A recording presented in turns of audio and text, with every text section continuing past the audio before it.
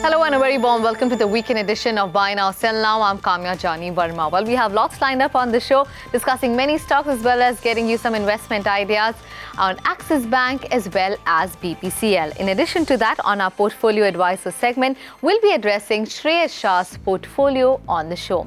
And to answer all your stock-related queries and address that portfolio, we have experts with us. Sharmila Joshi of sharmilajoshi.com as well as Mandar Jamsandekar of Precision Technical Analysis. Hi there and a very warm welcome to Buy Now Sell Now weekend. First up, we have a query from BP Singh, who is from Bhopal. Now he wants to know whether this is a good time to invest in Axis Bank for the next 2 to 3 years. Sharmila, first up, would like to get in your thoughts. And given the way we are seeing the banking space moving, what is it that you would like to advise to our viewer here on Axis Bank?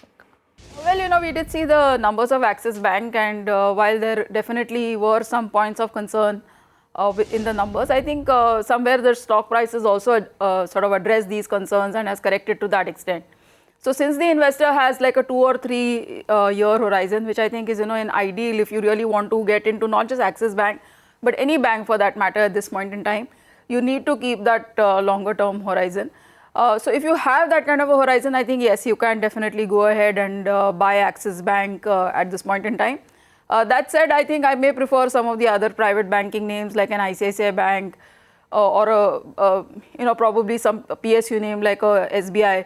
The reason why I'm not taking some of the other private banking names is that, they are trading at fairly high valuation. So I think if you want that 2 or 3 year sort of a horizon and you want to keep that in mind, then, you need a bank which is sort of not doing so well just now, but which has the potential to sort of do well going ahead. So I think from that perspective, it's quite fine if he chooses to buy an Axis Bank at this point in time. Okay, some key advice coming in there for Sharmila, from Sharmila Joshi rather.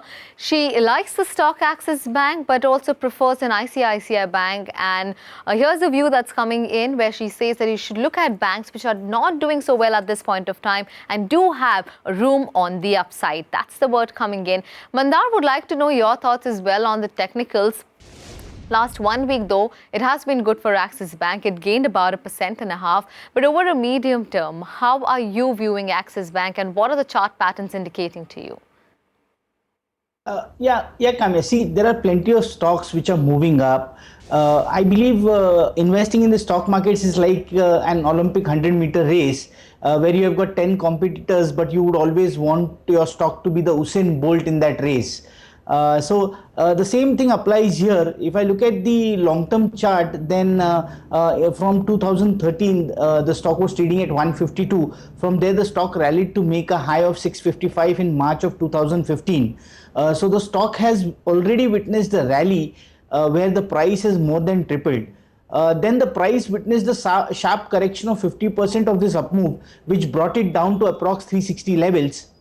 Though the price in the last 5 months is trying to do a catch up with the overall markets, the chart suggests that as it moves up further, it may face major resistance between a band of 590 and 620.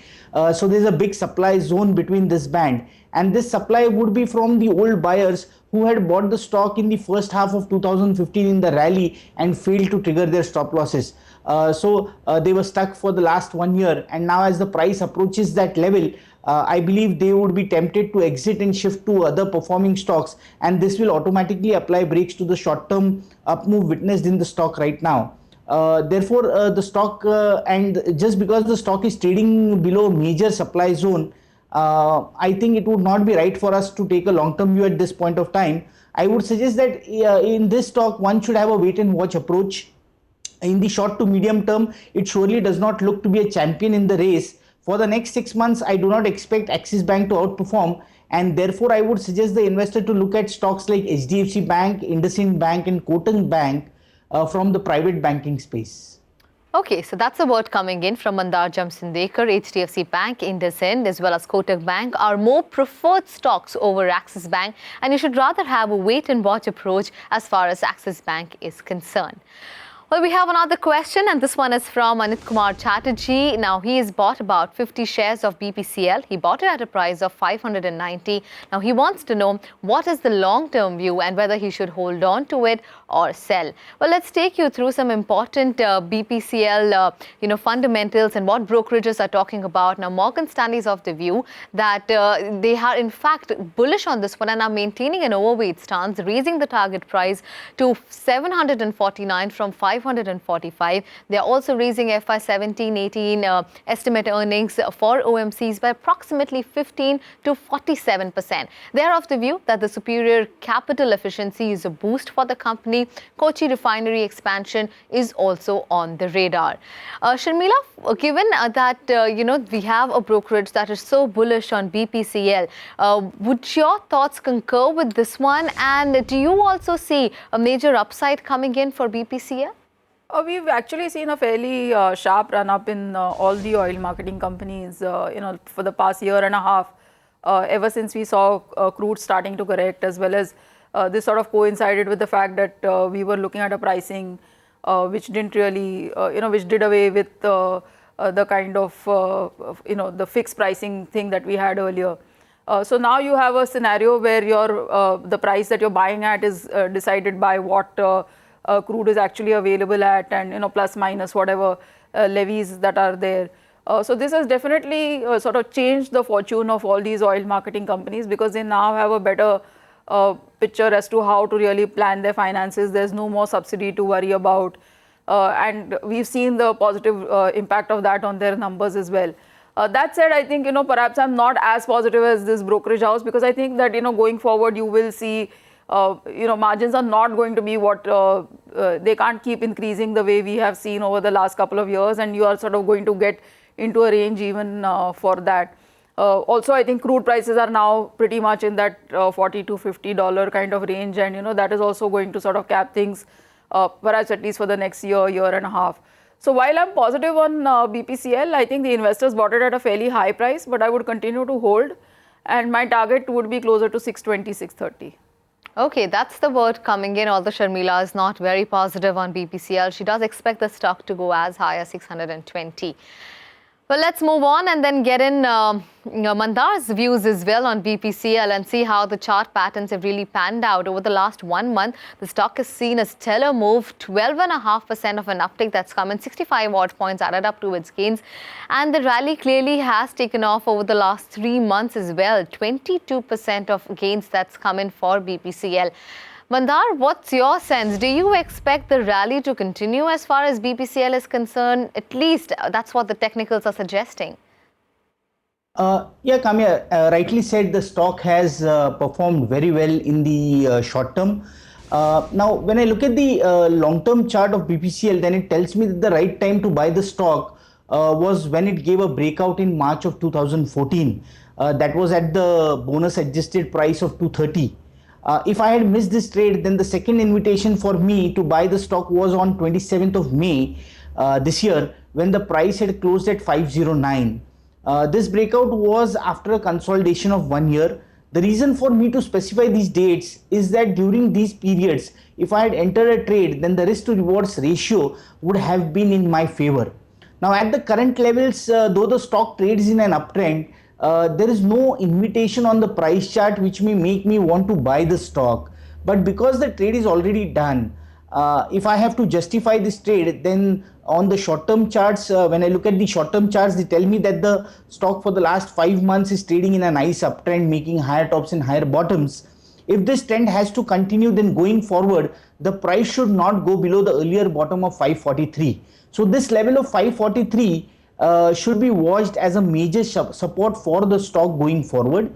The breakout which the stock gave on 27th of May 2016 suggested a price target of approx 700, and it looks like the momentum that we've been observing currently as the price moves can help the stock price achieve this target.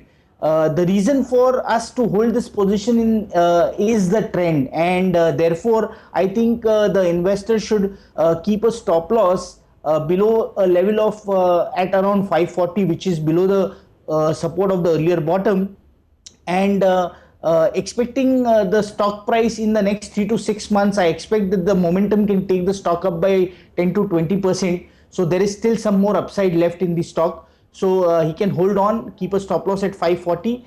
Expect a target of an upside of 10 to 20% in the next 3 to 6 months. Okay, that's an optimistic call coming in on BPCL. Mandar clearly expects the stock to reach the 700 mark. Bear in mind, there is a stop loss as well that you need to monitor. 700 and 10 to 20% of an upside over the next 3 to 6 months. Well, let's slip into a short break at this point of time. On the other side, we address a portfolio which has been sent by Shreya Shah, the number of stocks that she holds and what should she do with her portfolio after the short break.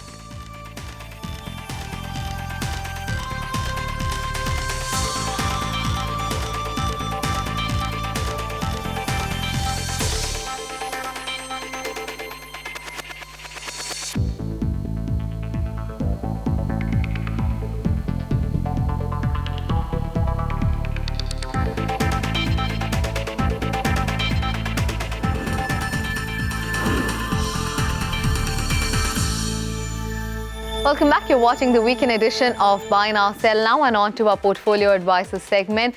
We have a portfolio that's come in from Shreya Shah, an IT professional who's 30 years old and has a time horizon of about 2 years. Let's quickly run you through the stocks that Shreya holds. First up, he's bought about 200 shares of India Cements, which he bought at a price of 64 rupees.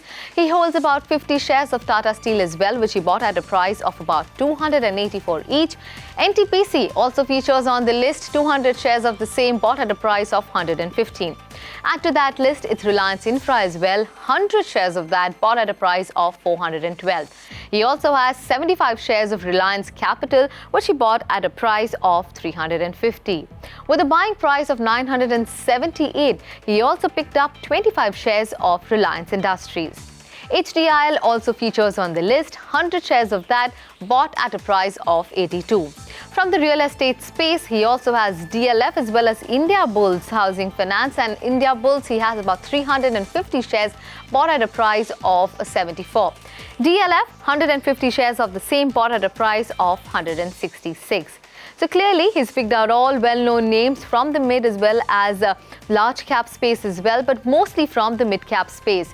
Would like to know, Sharmila, what do you make of the overall portfolio of Shreya's here and the recommendation there?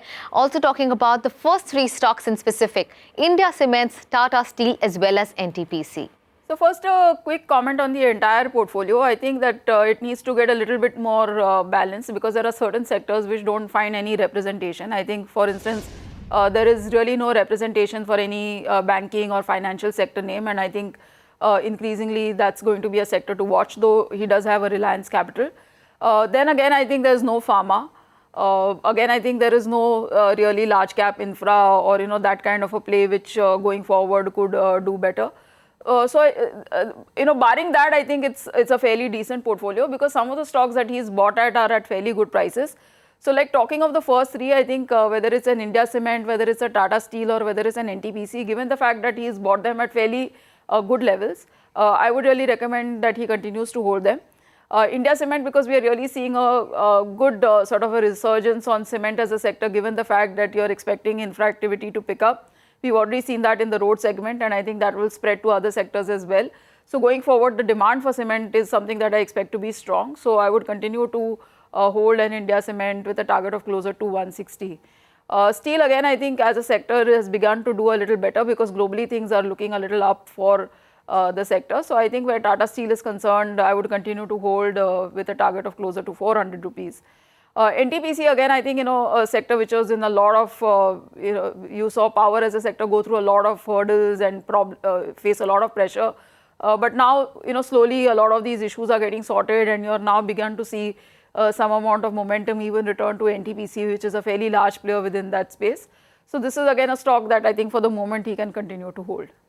Okay, that's the word coming in on the first three stocks that Shreyas holds. Hold on to India Cements, Tata Steel as well as NTPC.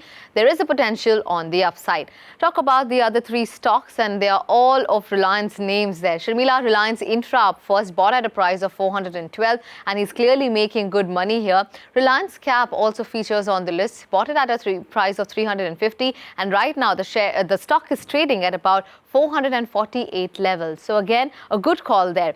Reliance Industries, well, pretty much close to the buying price, 978. Should he hold on to all the three stocks that he has here?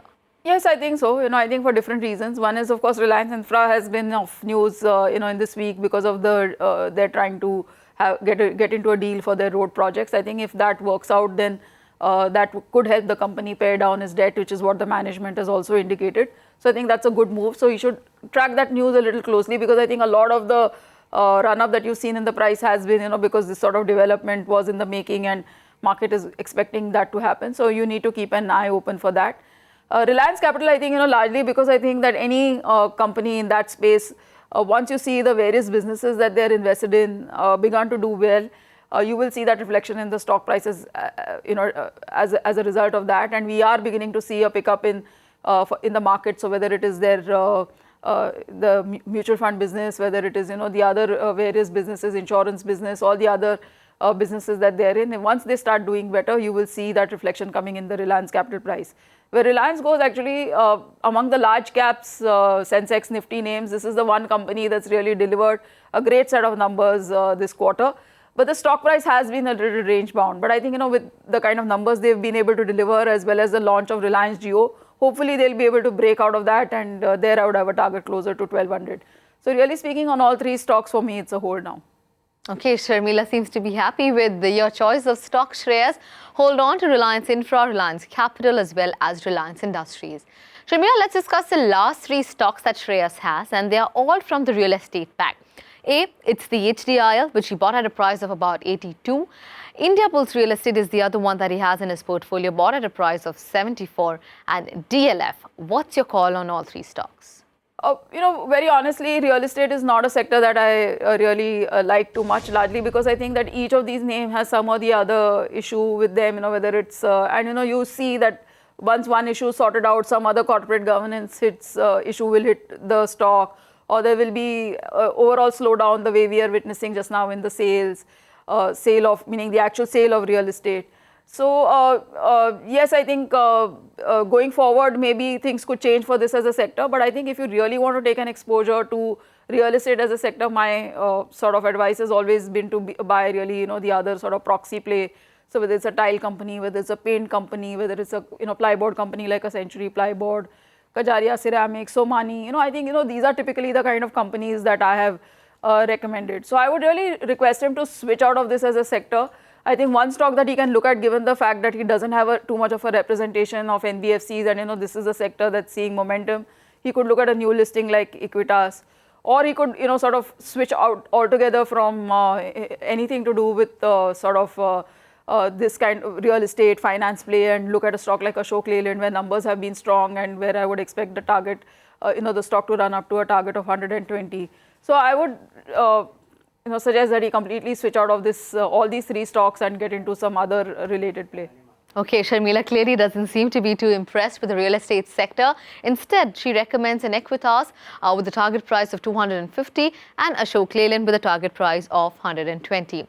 Well, here's a reminder for Shreyas as well as all our viewers here. The portfolio recommended here is a model portfolio. Please do consult your individual investment advisor before taking any investment-related decisions.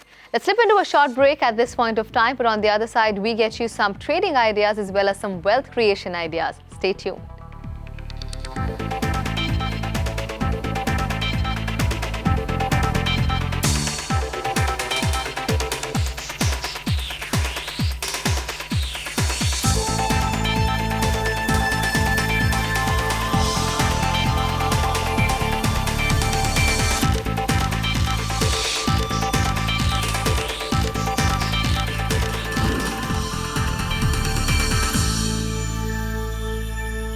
Great to have you back with us on the weekend edition of Buy Now, Sell Now. Time then to get an outlook on the markets as well as some trading ideas. Nifty, well, this week it has gained about more than 1%, and we saw similar moves coming in for the Sensex, and the broader markets is where all the action was. Getting a view then from our experts, Mandar would like to know what are the key levels that you would be mapping out for in the coming week as far as Nifty is concerned? Kamya, I expect the Nifty to remain range bound. Basically the short-term trend for the Nifty continues to remain up. For the last 5 to 6 months, the Nifty is respecting the uptrend line plotted, joining all the lows right from February this year. The value for this trend line is at the current close is at 8350. This means that this level is a major support for the Nifty. Until the time this is not broken on the downside, there is no reason for us to be bearish on the index. Now at current levels, the Nifty has reached a resistance band between 8,600 and 8,700, from where it had witnessed selling during July and August of 2015. So therefore, this is a resistance. Now along with this, the current rally from 7,700 to the recent highs of 8,675 has virtually been a straight rally. And for these two reasons, the speed of the moves displayed by the Nifty lately has slowed down. So in the immediate short term, I think one needs to watch a resistance band between 8650 and 8700, and if the Nifty has to break this past this band, then it needs to get support from the broader market, and it will mainly need support from the banking Nifty is what I feel, which also trades just below major resistance at 19,200. Once the bank Nifty crosses 19,200, I believe the Nifty will start its journey towards its next goal, which would be the all-time high at 9,100. But till this happens, and for the coming week, I think the Nifty would consolidate at current levels. The consolidation can see the Nifty trade between 8,500 and 8,700 as a short-term range. Individual stocks may continue to outperform the markets, but at current levels, investors should be selective in picking stocks. The markets will present us with plenty of opportunities, and therefore one should avoid temptations of jumping onto stocks which have already rallied or which are already in the move, as they may not fit in the risk to rewards ratio.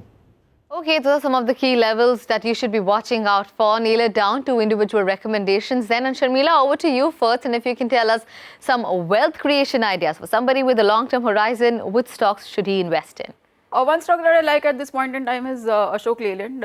We've seen a fairly decent set of numbers from Ashok Leyland, where the margin picture emerged quite strong, and plus I think the management commentary that seemed to indicate that things in terms of sales is going quite well for them.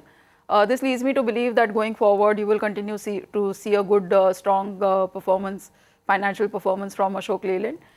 So I would have a target of closer to 120 on the stock. The other stock that I would like to recommend at this point in time is Equitas. Overall, I think NBFC is a buzzing sector at this point in time, and if you see the kind of numbers that a lot of the companies within that space have delivered, it's for good reason. I mean, you can see the reason why investor interest is high, whether it is SKS or Bharat Financial Inclusion as it's now called, or a Manappuram, Muthoot. I mean, you name the stock and you've seen good results and a good run up in stock prices as well. We've had two new listings within that space, Ujjivan as well as Equitas. I think both have delivered a great set of numbers. And there again, I think, if the kind of market size that you're talking of for NBFC as a space, it sort of leads me to think that both these companies will continue to deliver robust performance over the next couple of years. So I think you can buy an Equitas with a target of 250. Sharmila clearly likes Equitas as well as Ashok Leyland, and those are some of the top wealth creation ideas that she has to recommend. Mandar, over to you then, and for somebody looking for trading ideas, what is it that you have on your list? First one would be LIC Housing Finance. This stock for the last 1.5 years has been consolidating between a support at 390 and a resistance at 515. For the last 2 weeks, as the stock trades above this range and beyond the resistance at 515, it suggests that it is getting ready for a fresh rally. At current levels, we should watch a band between 515 and 505 as a support for the stock. Above this band, the bullish view will remain intact. The fresh momentum should be able to take the stock up is what I believe. And it can take it up by 15 to 20% from the current levels with a 3 to 6 month view, and therefore looks good to buy with a stop loss at 490 for a target of 640. And the second stock is Havells. This stock looks good on the short, medium as well as long-term charts, so daily, weekly as well as monthly charts. So triple confirmation in this stock is what we have. On the short-term charts, the stock has support at 370, and a recent breakout for an upflag formation in the stock should help the stock trade in strong hands, is what I think. Buy with a stop loss at 365 for a target of 440 expected to be achieved in the coming 1 to 3 months. Okay, so it's LIC Housing Finance as well as Havells. Thanks very much, Sharmila as well as Mandar, for taking time out and sharing those top trading ideas with us on Buy Now, Sell Now weekend. Well, that's completely out of time on this edition. Thanks for watching.